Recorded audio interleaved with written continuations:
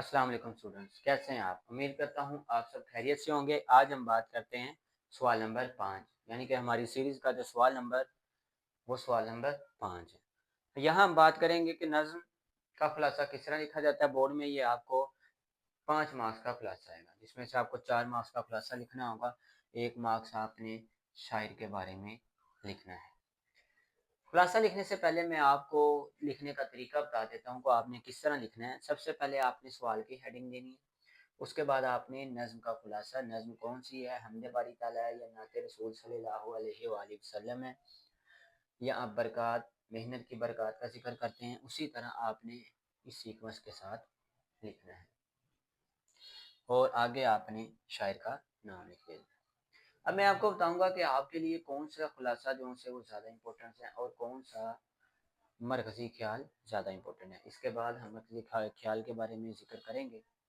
हमद पहले अगर आपके पास नज़में हैं 5, तो आप सबसे पहले क्या करेंगे, पहली 4 नज़मों में से अगर आपको इसका खुलासा आ जाता है तो अगली जो 3 नज़में होंगी उनमें से एक मरकज़ी ख्याल होगा। अगर पहली 5 में से मरकज़ी ख्याल आ जाता है तो जो अगली 3 नज़में होंगी उनमें से आपको इसका खुलासा दिया जाएगा। इसी तरह आपका 1 मार्क्स जो सा है वो शायर के नाम का होता है। हम का खुलासा किस तरह लिखा जाता है, सबसे पहले तरीका का समझे। आपने फर्ज करने हैं ये आपकी शीट्स हैं, आप देखे होंगे स्क्रीन से थोड़ा सा बाहर मैंने खाली जगह छोड़ी है, ये आपकी शीट्स हैं। ये आपने लाइन लगा ली, शीट्स पर लाइन लगा ली।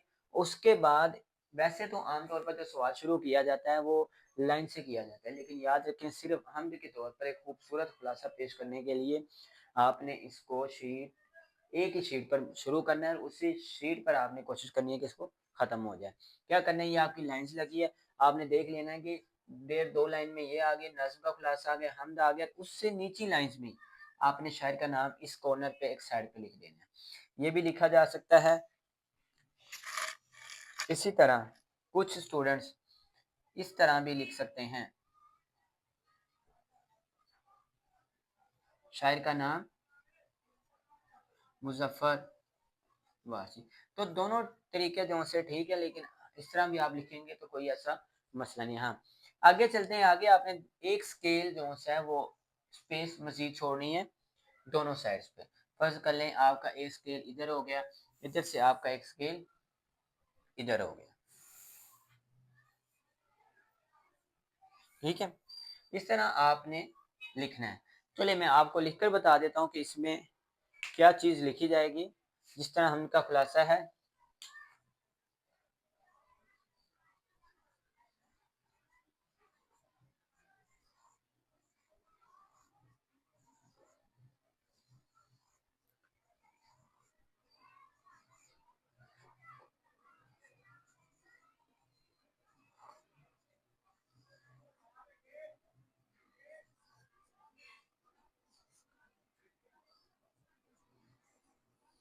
उस पर हम माखज़ लिख लेंगे। माखज़ लिखने के बाद इस सवाल का एंड करेंगे। ये तरीकाकार एक हमद का या नज़म का खुलासा लिखने का। ये जो अंडरलाइन किए हुए लफ़्ज़, इनको आप क्या कर सकते हैं, हाईलाइट कीजिएगा।